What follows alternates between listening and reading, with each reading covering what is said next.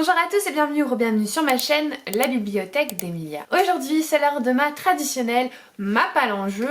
Pour ceux qui débarquent sur cette chaîne, il s'agit d'un jeu que je fais quasiment tous les mois, voire tous les mois, où je décide en fait de ma pile à lire du mois grâce à un jeu que j'ai confectionné. Ou tout simplement je vais tirer d'un sac des balles de couleurs et chaque couleur correspond à une consigne sur un tableau. Et voilà, ça me permet de faire ma petite pile à lire. Je fais 5 tours. Et si jamais je tombe 3 fois sur la même couleur, je rajoute un tour. Mais toutes ces règles-là, je pense que je vais les revoir pour la fin de l'année, voire peut-être trouver un nouveau jeu, je sais pas. Mais en tout cas, Mapale en jeu, comme vous le connaissez, ne sera pas la même l'année prochaine. Voilà, je vais y réfléchir, je vais prendre le temps. Je vous le dis tout de suite, ça va changer. Comment? Je sais pas. Beaucoup, peut-être, peut-être pas. Mais en tout cas, il restera plus que 3 Mapale en jeu comme vous le connaissez. Puis après, peut-être que ça évoluera un petit peu. Le mois dernier j'ai lu tout ce que je voulais, mais ça n'a pas été un mois de lecture très prolifique. La faute je pense à beaucoup de lectures pendant l'été et surtout la sortie de Disney Dreamlight qui me prend beaucoup de temps. Voilà, c'est un peu comme Animal Crossing, hein. Quand c'est sorti ça a énormément affecté mes lectures. Mais bon, octobre c'est le mois des sorcières, c'est le mois d'Halloween et c'est un mois qui me donne énormément envie en termes de lecture. Donc on va commencer sans plus attendre par le premier tour. Et c'est Vert foncé. Qu'est-ce qu'on a derrière Vert foncé? Il s'agit de Cadeau. Donc c'est un livre qu'on m'a offert. Réfléchissons. La réflexion fut de courte durée puisque j'avais mis dans le Pumpkin Autumn Challenge Phobos de Victor Dixon, le tome 1, qui m'a été offert par ma copine Aurélie de Livromancienne quand on était allé tout simplement à la dédicace de Victor Dixon. Et du coup, vu que j'avais prévu de le lire pour le Pumpkin, ça tombe à pic. Phobos, c'est l'histoire de 12 adolescents, 6 garçons, 6 filles, qui sont envoyés sur l'espace dans une espèce de télé-réalité de dating pour pouvoir repeupler la planète Mars, enfin peupler vu que ce sera la première colonie sur Mars. Et on va suivre donc ces 6 jeunes en fait dans cette épopée spatiale.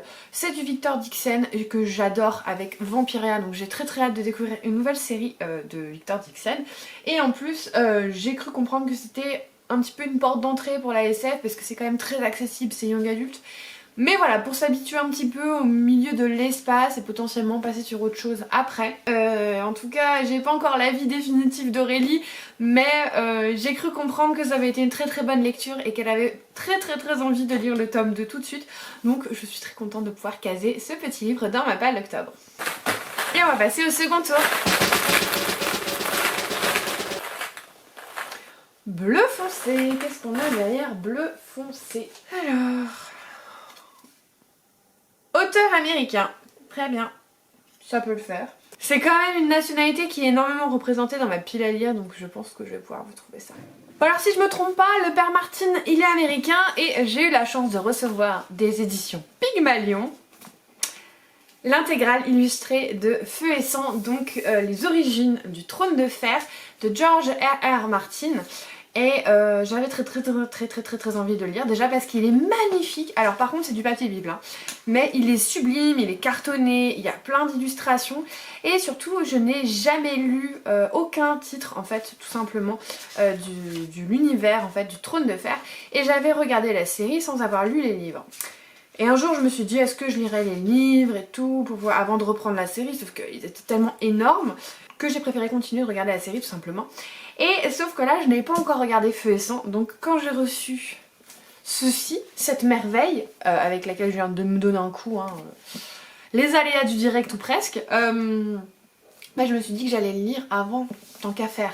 Et puis en plus un grand merci aux éditions Pygmalion parce que c'est vraiment un ouvrage incroyable, magnifique, et j'ai trop hâte de me plonger dedans, surtout que je crois que c'est écrit un petit peu à manière un peu historique en fait, et je suis très intriguée de savoir comment ça se lit et comment on va appréhender l'histoire des Targaryens. Et donc parce que c'est cela l'histoire, c'est tout simplement l'histoire de la famille Targaryen avant tout ce qui s'est passé dans Game of Thrones. Donc voilà, je suis super contente de pouvoir le caler dans ma pile à lire parce que je comptais le lire en octobre parce que la série est soit presque terminée, enfin la saison 1, soit vient de finir et du coup j'avais envie de pas trop tarder avant de la regarder parce que déjà je vois des réactions partout et je suis là genre mais j'ai trop envie de la regarder. Du coup ce sera le livre que j'ai choisi pour auteur américain. Et c'est reparti pour le 3e tour. C'est quoi ça déjà? C'est framboise je crois? Oui c'est framboise.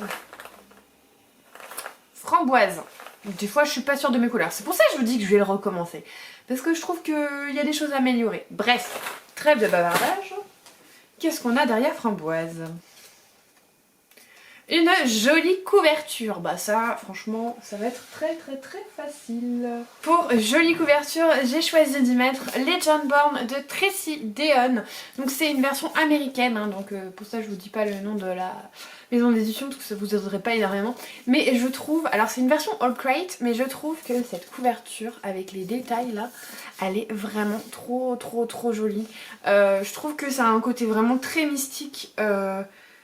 Qui me plaît énormément et je trouve les détails vraiment sympas parce que de loin on dirait que c'est très net alors qu'en fait si on va vraiment en détail c'est un petit peu comme flouté sur certaines zones, peut-être pour donner un peu plus cette impression de magie, je sais pas, mais en tout cas je le trouve très beau, je le trouve très beau donc je suis contente de pouvoir le mettre sachant que je voulais le lire le mois dernier, enfin en septembre, mais clairement j'ai pas eu le temps et ça a été compliqué. Je vous en avais parlé dans ma vidéo des livres sur les écoles de magie que je vous mets là. Et c'est un thème que j'adore et on est en plein dedans puisque là on va suivre Brie qui est une jeune femme qui va à l'université et qui en gros est témoin d'une attaque un peu de démons. Et normalement, comment il s'appelle le groupe? Legendborn, bah tout simplement, hein. Donc Légende vive en français vu qu'il est publié désormais chez J'ai lu aussi.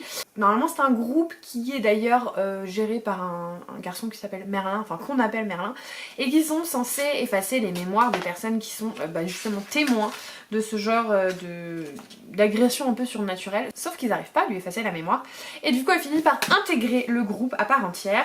C'est de l'école, c'est de la magie, c'est aussi une réécriture de la légende arthurienne, et je suis très intriguée parce qu'en lisant le résumé, je vois pas trop la corrélation, donc j'ai hâte de voir dans quoi ça s'intègre, mais en tout cas c'est un livre que je lirai ce mois-ci, j'espère.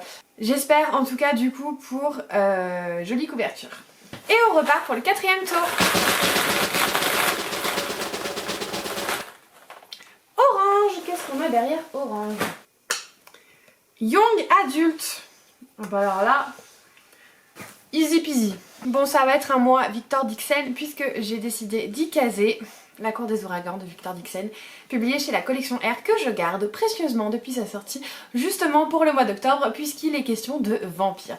Vampira, c'est l'histoire d'une uchronie où en fait le roi Soleil a trouvé le moyen de devenir immortel en devenant un vampire. Et depuis, il est toujours au pouvoir. Il a créé un monde où les vampires sont des nobles, où il y a la dîme, c'est devenu un don de sang, et on va suivre en parallèle une jeune fille qui s'appelle Jeanne Froidelac, qui a pris une identité d'une noble, Diane de Gastofriche, et qui va en fait tout simplement essayer de rentrer aux côtés du roi, de devenir l'écuyère du roi pour être au plus près de lui, pour pouvoir le tuer tout simplement parce que ses parents ont été assassinés par des vampires et qu'elle veut se venger.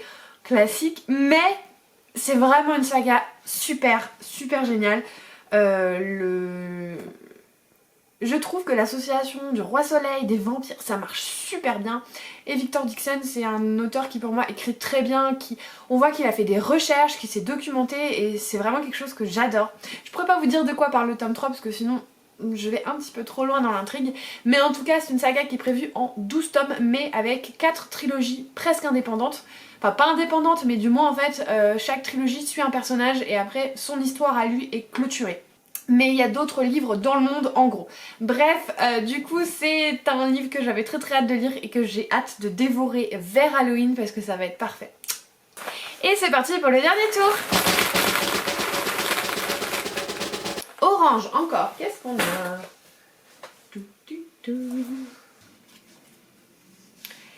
Et la consigne c'est lecture de saison. Et donc qui dit lecture de saison dit Halloween, sorcier, sorcière, vampire et fantôme. Et pour moi qui dit fantôme dit Cassidy Blake de V. Schwab, publié chez Lumen, c'est le tome 3, le dernier qui est sorti. C'est un roman jeunesse, vraiment jeunesse, sur une jeune fille qui s'appelle Cassidy, qui chasse les fantômes avec son meilleur ami Jacob, qui lui est un fantôme, et enfin chasse les fantômes. Pas vraiment. Disons qu'elle peut les voir et qu'elle peut lever le voile et aller dans le monde en fait de l'au-delà. Et des fois elle a affaire à des fantômes qui sont pas très sympas. Mais ce qui est un peu comique, c'est que ses parents sont chasseurs de fantômes.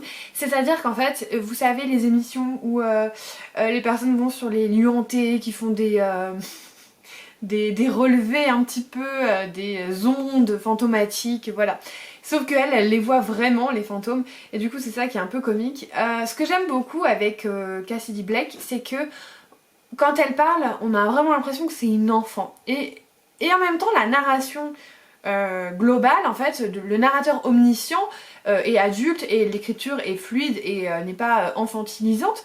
Mais par contre, quand c'est elle qui parle, elle a vraiment des mots d'enfant. Et je trouve ça vachement bien trouvé de la part de l'auteur d'arriver à faire voilà ce double emploi en fait, et je trouve ça vraiment intéressant. Et puis c'est doudou, voilà, c'est des fantômes monsieur gentillet quoi. Et je l'avais prévu aussi dans le pumpkin, dans une catégorie qui parle de fantômes tout simplement. Et donc je suis contente de pouvoir le caser également dans cette pile à lire d'octobre. On va s'arrêter là pour aujourd'hui. D'habitude je vous expose les autres livres que j'ai prévu de lire. Mais à part le livre du retelling, donc ma lecture Fairy tout simplement en VO, je n'ai pas encore trop choisi ce que je voulais lire. J'ai vraiment envie de ne pas me mettre de pression ce mois-ci, vu que mon rythme de lecture a été un peu bas le mois dernier. J'ai juste envie en fait d'avoir mes 5 livres prédéfinis et ensuite si j'ai le temps d'essayer de lire un petit peu au feeling. Je vais essayer de faire la lecture Fairyloot, mais la lecture du mois de septembre, vous le verrez dans le bilan qui sera publié dimanche, a pas été incroyable. Et là j'ai vraiment envie de lire un petit peu selon mes envies. Voilà, au gré de mes envies, surtout en ce qui concerne la période Halloween, de lire beaucoup de livres de sorcières, enfin voilà. Et j'ai pas envie de me restreindre, donc la seule lecture qui est sûre, je ne l'ai pas en ma possession en plus, il s'agit de L'Empire d'un vampire de Jack Christophe que je vais lire en lecture commune. Ça c'est sûr, et d'ailleurs vous aurez peut-être un vlog dessus. Mais à part ça, voilà, je vais rester sur mes 5 livres et puis je vais essayer de lire un petit peu au fil de mes humeurs et voir comment ça se passe, parce que j'ai besoin de retrouver un petit peu le goût à la lecture, même si là ça va un petit peu mieux, mais le début septembre n'a pas été dingue niveau lecture. Donc voilà, je vous fais un récap. On avait donc un livre offert et j'ai choisi Phobos de Victor Dixon. Ensuite on avait un auteur américain et pour cela j'ai pris l'intégrale du Feu et du Sang de George R.R. Martin, publié chez Pygmalion. Déjà ça va me prendre un petit moment, hein, soyons clairs. Ensuite on avait une belle couverture et j'ai choisi Legendborn de Tracy Deonn, donc publié chez J'ai lu en français. Ensuite on avait Young Adult et j'ai choisi La Cour des Ouragans de Victor Dixon, publié chez la collection R. Et enfin une lecture de saison avec des fantômes. Du coup il s'agit de Cassidy Blake, le tome 3, Le Pont des âmes, qui se déroule à la Nouvelle-Orléans, publié chez Lumen. Donc voilà, comme je vous ai dit, en plus de ces jolis bébés, j'aurai également L'Empire du vampire ou L'Empire d'un vampire, bref, vous m'avez comprise, qui est quand même aussi une belle bête. Donc au final, je me dis c'est peut-être pas plus mal que je m'arrête là. Hein, et qu'après on voit si j'ai le temps. Bref, si vous voulez soutenir ma chaîne, n'hésitez pas à vous abonner, mettre un petit commentaire, un pouce en l'air, ça fait toujours énormément plaisir. En attendant, je vous souhaite de merveilleuses lectures, un beau mois d'octobre rempli de frissons et de cosy. Et en attendant, comme d'habitude, je vous fais des bisous.